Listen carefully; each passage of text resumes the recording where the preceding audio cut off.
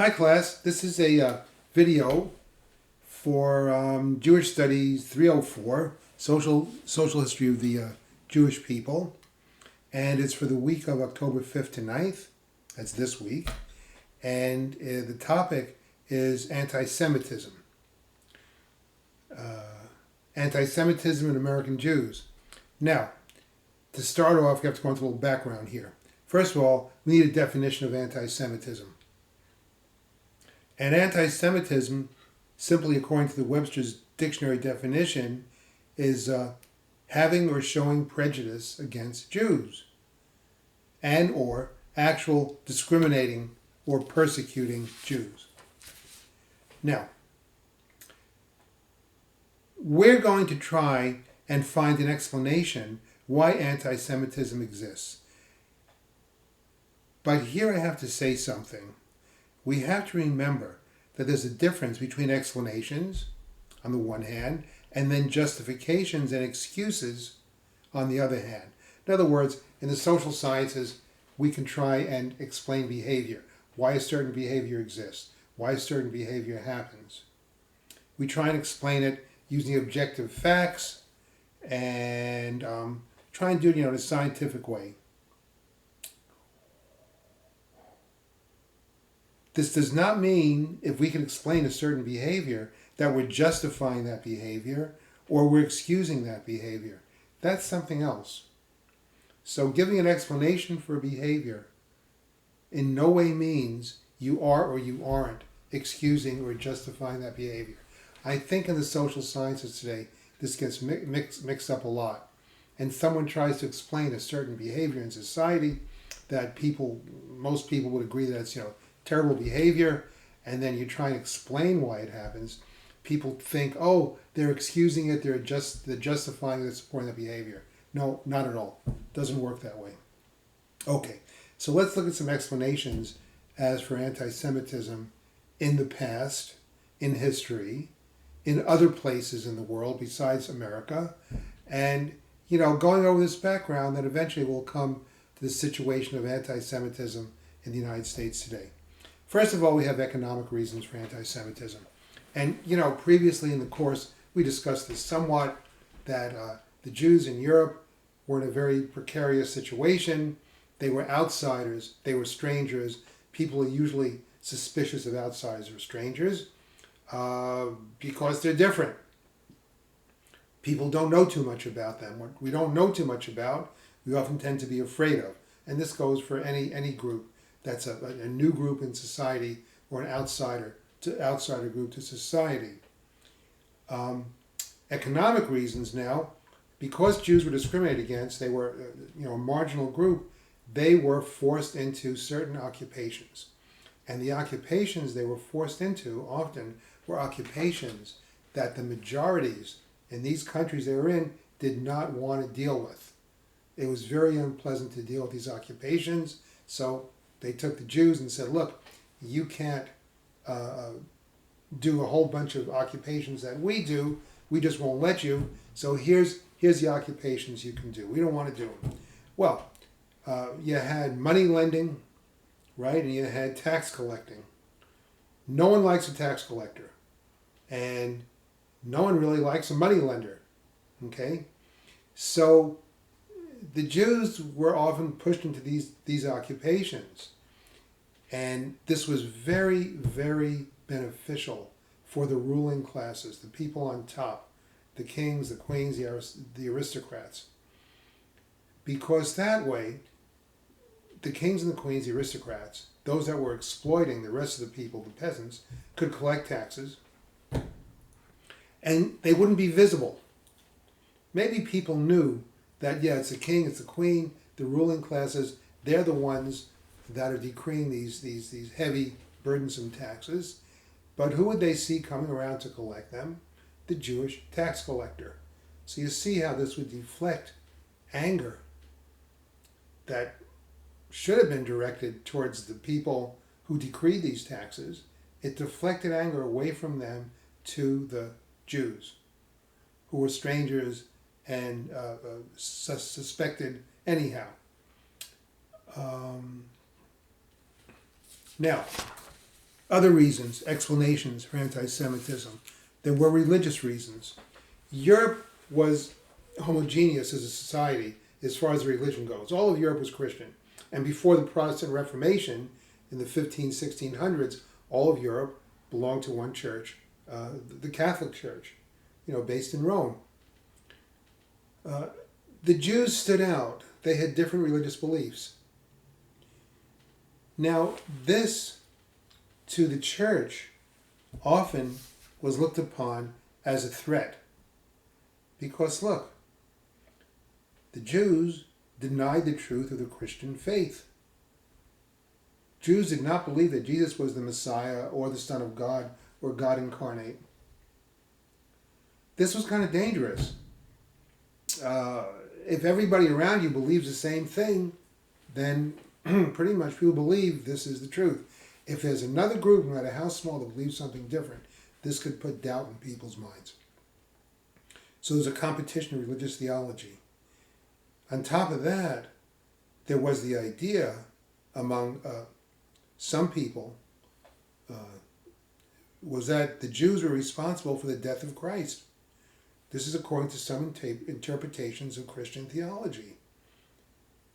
And Jesus Christ in Christian theology was believed to be God incarnate, God in human form.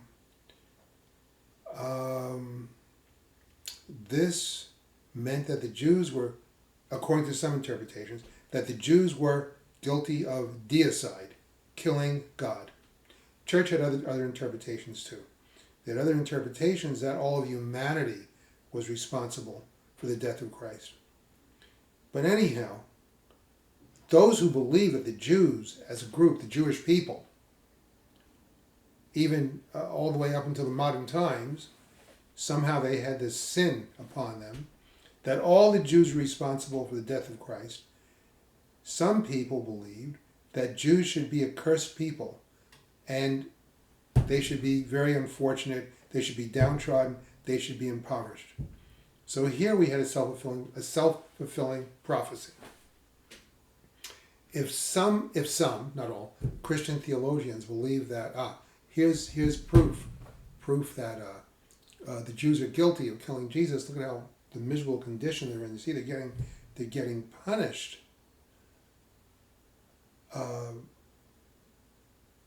There was efforts to make sure that the Jews weren't doing well, and the Jews were in a terrible situation, impoverished, persecuted, and all that. So this would prove the prophecy.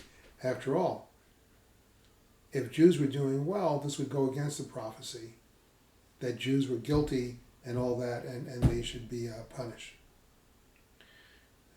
Another reason, there were political reasons for anti-Semitism. The Jews were used as a scapegoat. Scapegoat, you've probably heard the term. It comes from the Bible. It's interesting. I won't go into too much. In ancient Israel, once a year, the high priest in the temple would take a goat and symbolically put all the sins of the people on the goat and then send the goat out into the wilderness. So scapegoat is something that you kind of put your sins upon that, so you could be cleansed of sins. So the Jews were used as a scapegoat by some. In other words, all of our sins and all the bad things happening to us, it's because of the Jews.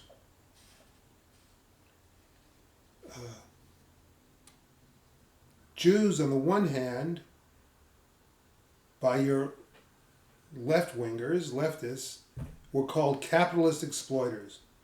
And at the same time, they were called communists. How could they be capitalist exploiters and communists at the same time? There is a logical contradiction in this. But then prejudice is often illogical. Rulers of nations in Europe, they deflected resentment of themselves to a scapegoat, the Jews. If there are wars, then Jews started all the wars for their own economic gain. On the other hand, if peace is made between countries, then Jews are to blame for betraying the countries they live in. This is a situation that you can't win, no matter what you do. This happens to many oppressed minority groups and not just Jews. Later on in Europe, there was another explanation for anti-Semitism. There's the beginning of racial theories, the idea of racial superiority, of one group is superior to another, one racial or one ethnic group superior to other groups. Racial theories about Jews really just started in Germany in the late 19th century. There was the idea, of course, we're familiar with this idea, white supremacy, that the Aryans, that's a certain group, it's a certain language group actually, but the idea that whites are the supreme race. The idea that one race is somehow superior to another is false. It doesn't hold up to scientific evidence. And the idea that Jews are a race, genetically a race, is also false. But you can see the strategy here.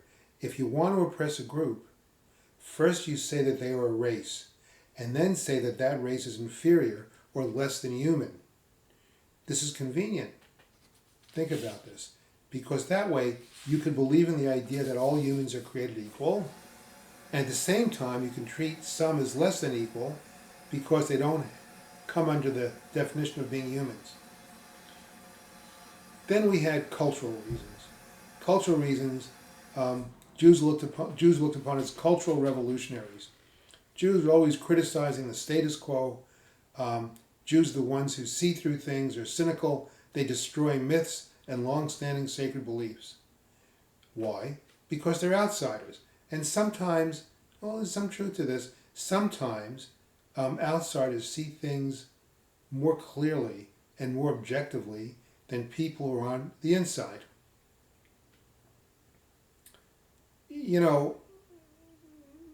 Marx, Einstein, Freud, they were somewhat outsiders, although Marx wasn't Jewish, but originally his father was, and father converted. Einstein was at least culturally Jewish. Freud was also culturally Jewish.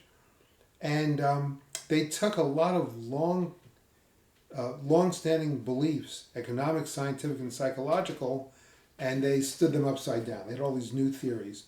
So Jews were very visible as agents of disruptive new ideas and change. Other groups were doing the same thing, also non-Jews. Certain non-Jews were also agents of new ideas and change. But the Jews could be identified as being Jews.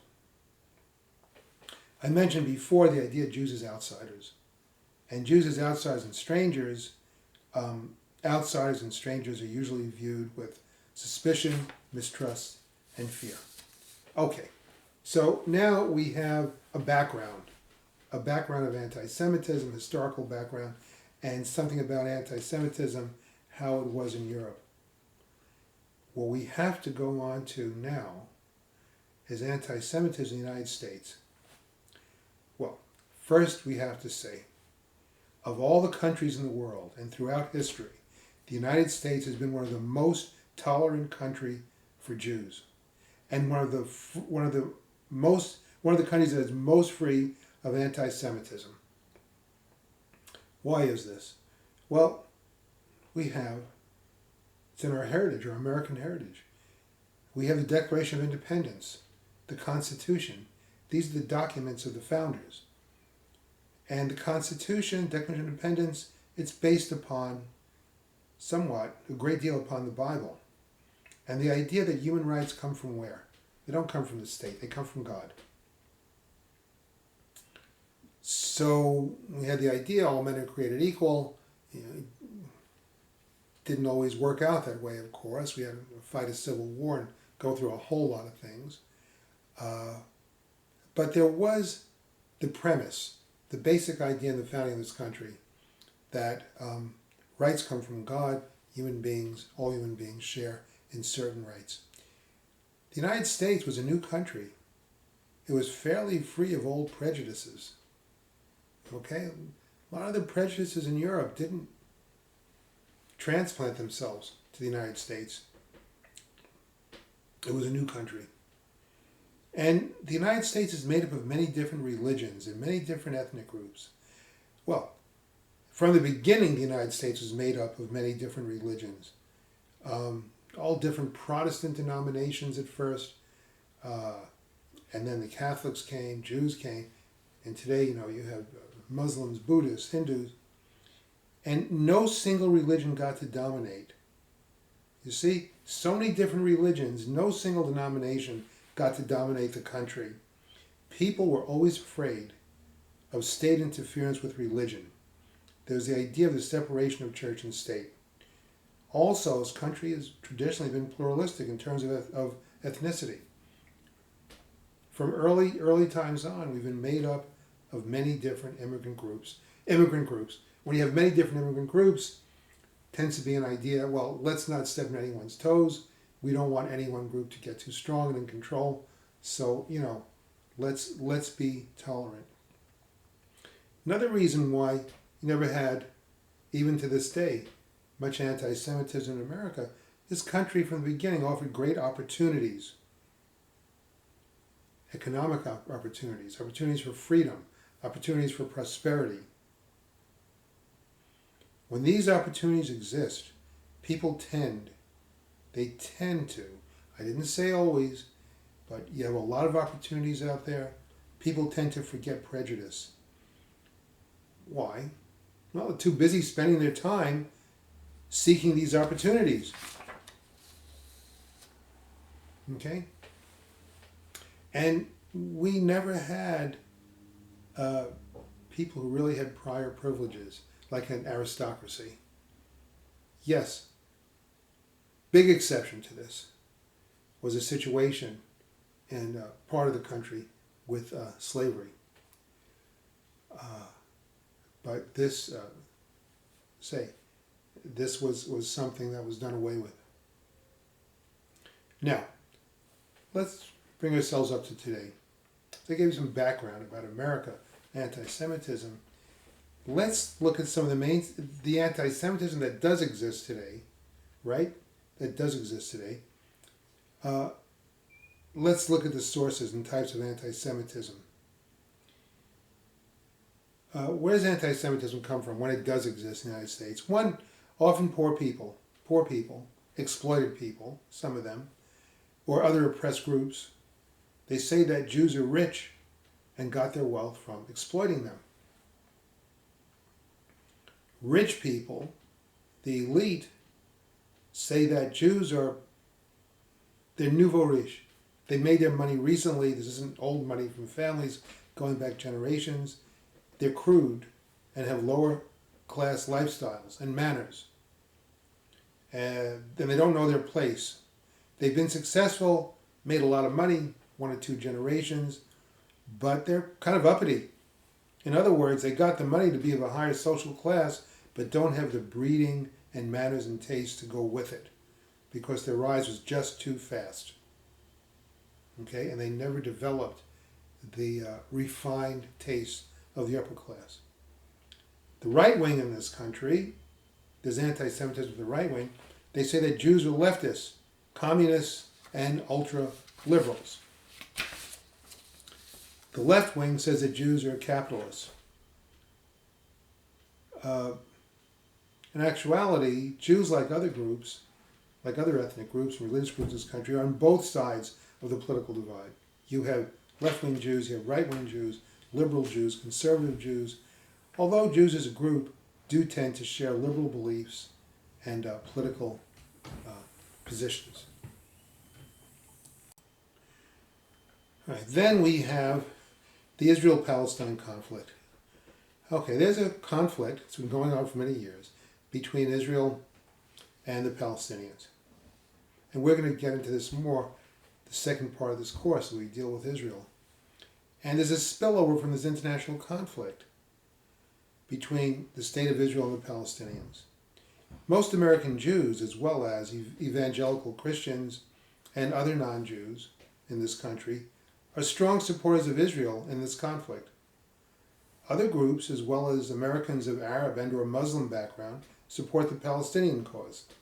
Some claim that the line between criticism of Israel and outright anti-Semitism has been crossed.